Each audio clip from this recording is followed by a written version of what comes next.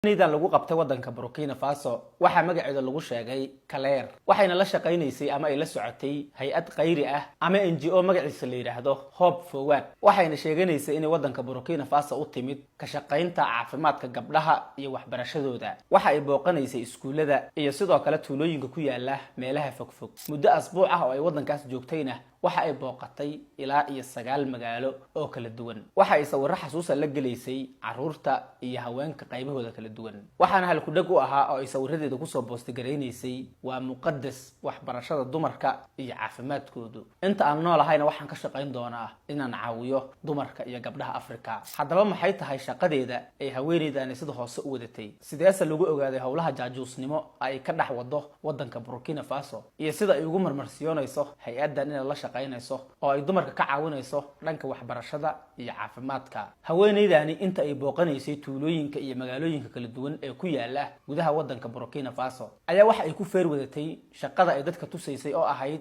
in ay la shaqeynayso hay'ad oo ay dumarka caawinayso shaqo kale oo aad u halis badan oo la xiriirta jaajuusnimo waxayna taarget gareysanaysay 3 meelood oo aad u waaweyn waxaana ugu horeeya meelaha ay wadanku uga yaaliin saldhigyada military oo ay ciidanka Burkina Faso degan yihiin ama ay ku sugan yihiin intii ay wadanka ku dhex wareegaysay waxa ay si kasta isugu dayeysay inay nood gareysato ama ay sawir ka hesho saldhig kasta oo military oo suurtagal u noqday inta ay socdaalaysay inay haleesho sababta ay saldhigyada military aadka muhiimka ugu yihiin markii ay noqoto in la isjaajuusana waxa ay tahay hadii loo baahdo in wadankaasi la afgambiyo waxa si fudud oo toos ah loo soo weerari karaa saldhigyada military ee wadankaas xilli aysan iska jirin maadaama la garanayo halka sida rasmiga ay ugu yaaliin oo ciidanka deegaanka iyo baysaska u ah waxa kale oo ay xoog saaraysa haweeneydan jaajuusada ah in ay xog iyo macluumaad ka hesho meelaha ay ku yaaliin baysaska saliida ee wadankaasi uu qaniga ku yahay inta ay ku wareegaysay gudaha wadanka Burkina Faso waxa ay diiwaan gashatay goobaha ay saliidu ku jirto wadankaas ama laga soo saaro iyo sidoo kale xarumo shidaal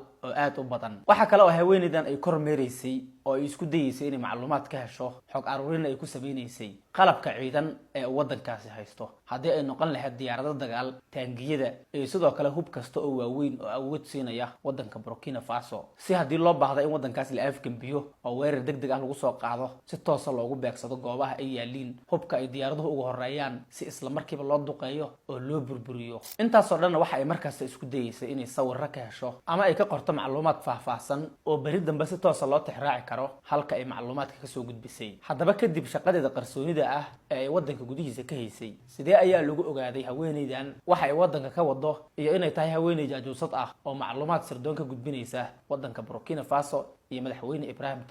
Ibrahim Traoré ka madaxweyne ahaan waxa uu sameeyay